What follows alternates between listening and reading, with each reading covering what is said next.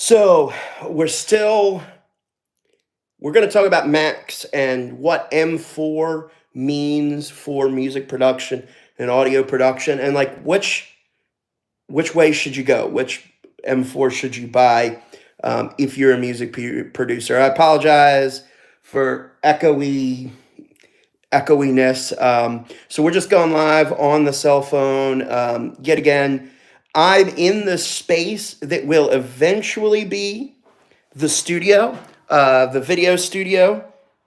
So let me kind of switch over. You see, I got cameras and gear heading in there, and we'll go into what will eventually be the tracking room. It's all dark in here, so forgive me for that. But so we're getting some gear moved in. I have a lot more gear coming, so stay tuned for that. And that's kind of why we're in the situation we are in now. But this is a timely topic that can't really wait for me to get everything set up to talk about. Because I think this M4 chip and this M4 generation of chips is going to be pretty awesome. I'm really looking forward to that. And at the end, I'm going to talk about which one I'm going to buy because I'm going to buy one of these computers. We're going to talk about that at the end. But first, just to kind of give a breakdown of what we have with what M1. So right now, what has been announced so far is the M4, which got announced in the summertime in June with the iPad Pro, and then you have the M4 Pro and the M4 Max.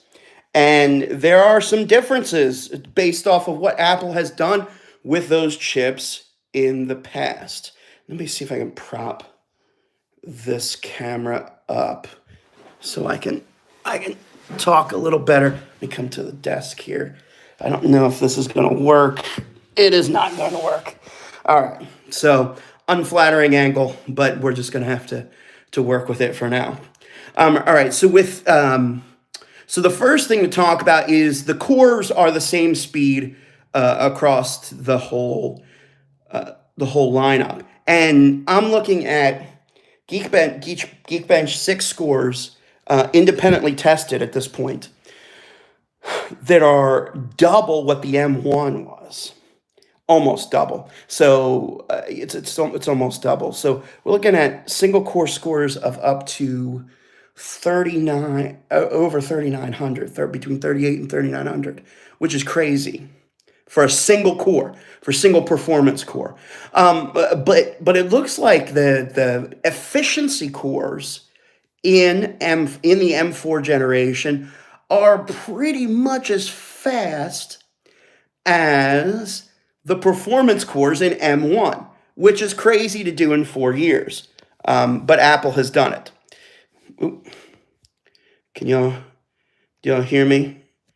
All right, did I mess something? I'm gonna mess something up here, but yeah. So it's pretty crazy what Apple has achieved in just 4 years, and of course, we're on TSMC's 3 nanometer process, which is pretty crazy, and it seems like so. I know with the that was true of M3, but they had some production issues. I think they've, from what I understand, have gotten a lot of that ironed out so far.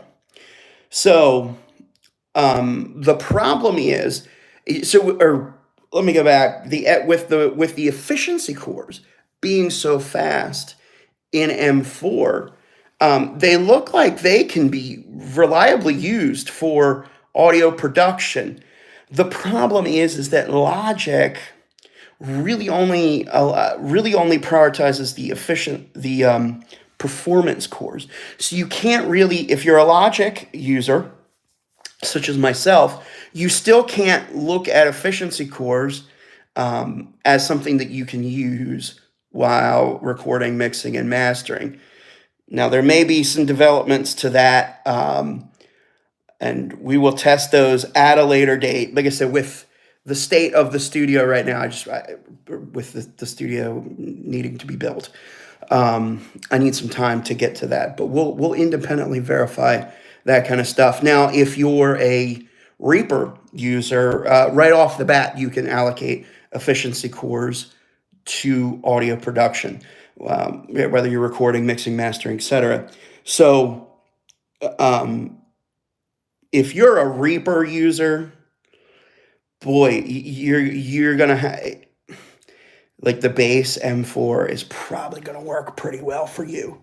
I mean, unless you're a pretty hardcore power user.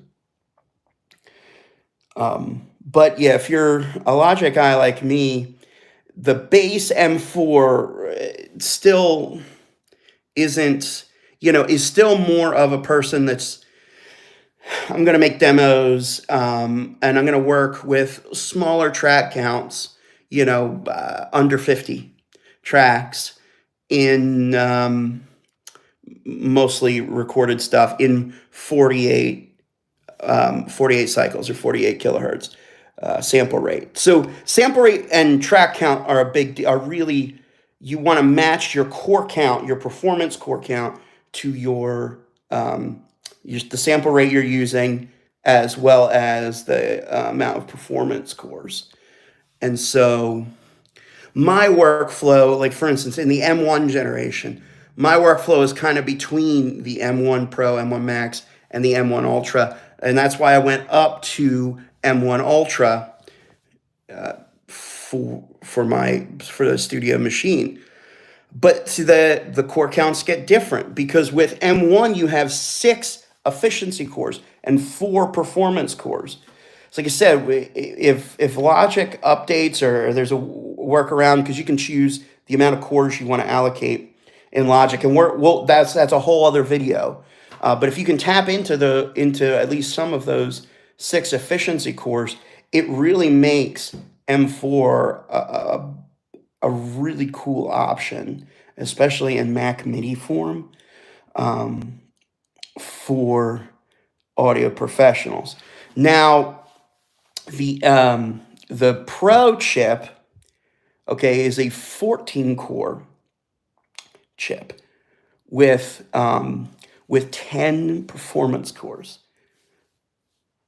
Awesome. 10 performance cores, and 4 efficiency cores on the Pro.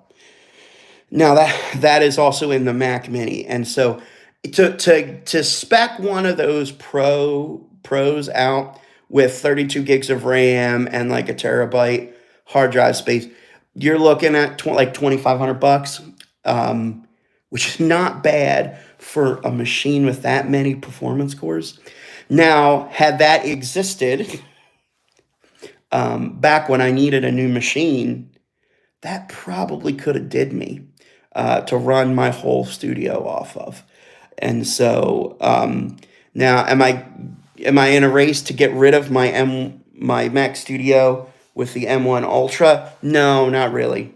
That machine's going to stick around, and so, but that's that Mac Mini is a strong consideration if in the past, even M1 or M2 generation, you're like, do I go up to the Ultra? If you're in that in-between workflow, it's pretty good. And I would say with the faster performance core rates, sample rate becomes less of an issue. Especially that Pro chip should be able to handle 96 kilohertz, a 96 kilohertz workflow, even with track counts at around, at 50, or maybe a little bit over. Now, if you're doing a lot of MIDI stuff, maybe, I mean, you're not going to score, you're not going to do a, 200 track, movie soundtrack and score with that. The Ultra struggle with that. So, I mean, those guys are still using those massive Intel chips for that. So, looking at Macs, before Macs, the Macs chips were just not even a consideration, except for M3. The M3 generation they were. But for M1 and M2, for audio, because you had the same amount of performance cores between Pro and Max, and it was just video basically you had more video cores in the Max. That is no longer true because with the M4 Max, you get an additional 2 performance cores. So you're at 12 performance cores, and I believe it only has 2 efficiency cores. Now, that's going to, of course, they're going to put 2 Maxes together for the Ultra. The Ultra is probably coming, I would say, somewhere between March and WWDC would be my guess. I don't have insider information. It's just years of following Apple that they kind of go on a pattern. And so I would say either March they'll come out with the Pro machines or they'll do it at WWDC with those Ultra chips in the Mac Studio. That's when the Mac Studio will be updated, and I'm looking forward to that. Another key is Thunderbolt 5 on the Pro and the Max chips. They both get Thunderbolt 5. It doesn't make a big difference for us in the audio world, but it does future-proof the machine. But let me get back to the Max. I'm saying if you think that the M4 Pro is not quite enough, like the 10 cores isn't quite enough, but you think 12 will do it, that gives you, it gives the Max some more credence for an audio guy, because you think, man, if I could just use those couple cores, because that's going to bump your track count up, especially at 96 kilohertz. So, like I said, we don't have the Ultra chips, so man, they're going to be beastly. But with the Max chip, that's only right now. That is only in the laptop. So if you're looking at a desktop, you have M1 or M1 Pro in the Mac Mini. But this new Mac Mini is compelling. It's very compelling. So just to give a quick recap, and then I'm going to talk about which one I'm buying. So M4, I'm still kind of skewing that more towards the enthusiast, musicians just making demos, smaller track counts. But I do think it becomes more viable at 96 kilohertz. Because the M1, which I had an M1 Mac Mini when they first came out, and it you just couldn't use a lot of tracks and a lot of like big plugins, like AI plugins, like Isotope plugins, which I use for a lot of different things, mastering included. Would bog that system down. It even bogs down my M1 Pro, believe it or not. If I have a lot of tracks, I have to go to freezing tracks, and of course we did that with Intel all the time. But there's that. But M4 Pro, I think, looks real attractive to guys that thought, well, maybe I need to have an Ultra, because 10 cores is nice. Is nice for guys that are using, especially doing a lot of recorded tracks, and your track count is 50 to maybe 75 tracks per mix. Even with heavy plugins, I think you can get a pretty long way for semi-pro and professional mixing and mastering engineers. Now, what I want to test, and then the Max, is if you feel like that's not quite enough, or you're portable, you have a lot of MIDI stuff, I think going to the Max with those believe it or not, 2 extra performance cores can make a big difference in track count. So I think it's that's worth considering. That's kind of your decision making, especially once the Studio comes out. Do you want to spend the extra money on the Studio, and get some of the extra features that the Studio has, standard 10 gig Ethernet, and the extra ports. It depends on what your needs are there. But it kind of brings me to the Mac that I'm looking to buy, and that is that base model Mac Mini. Now, one thing I forgot to mention, which is applies to this, is that all of the machines that Apple sells now start at 16 gigs of RAM, which is awesome, which is really the minimum requirement for audio work. I have 64 gigs in the Ultra, which I feel like I wish I could afford some more RAM. And then 32 gigs in my laptop.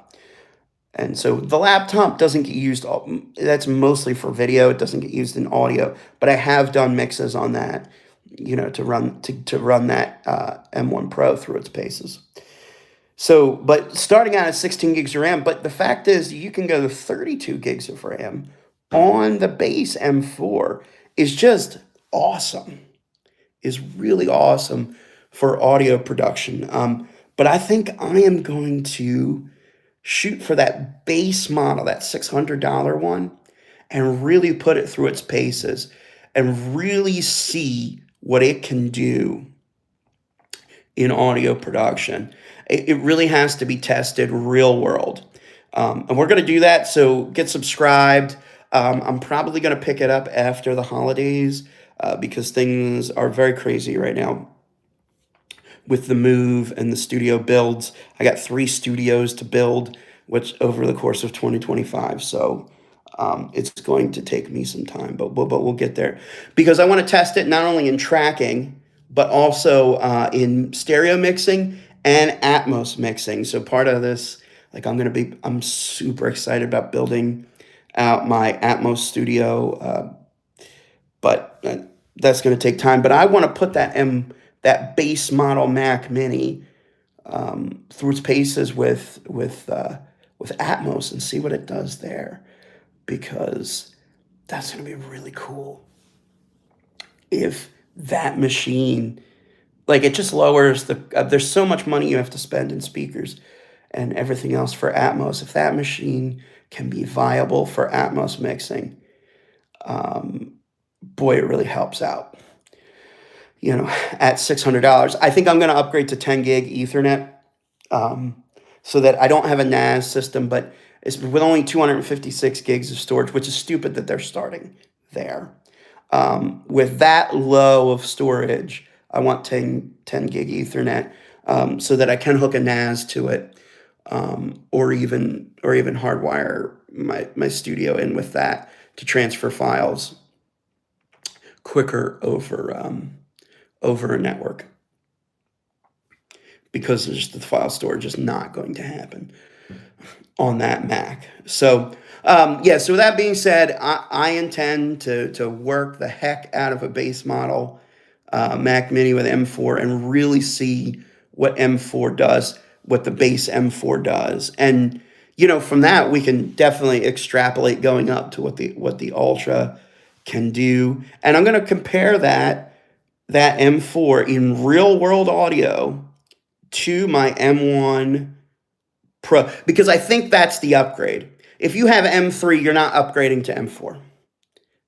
It's because the gains aren't worth it. If you have M2, you might be flirting with it. But if you have M1, like I have, then you're really looking at that upgrade. That upgrade becomes, I think, a serious consideration. So we're going to put it to the test. We're going to compare it to the M1 Ultra, and we're going to compare it to the M1 Pro and see what we get out of it. So anyway, thanks for watching. I've kind of rambled a little bit, but I'm super excited for what Apple has coming down the pike. So with all that being said, peace out. And remember, it's always about the song.